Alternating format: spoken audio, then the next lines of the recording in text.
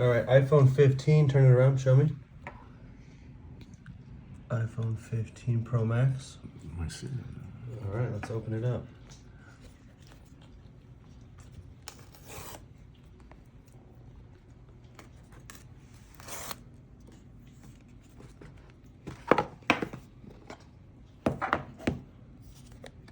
The cameras are a little different. Looks a little different, okay.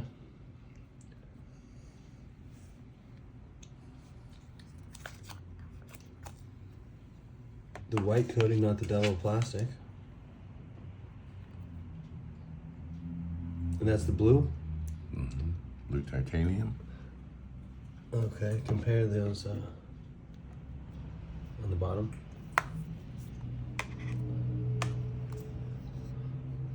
So we got the new USB-C and then the old lightning cable. Compare those cameras. Okay, looks similar. It's like it sticks up a little bit more in the back. Okay. Is it thinner? I believe it's a little bit thinner, How's the weight feel? quite a bit lighter.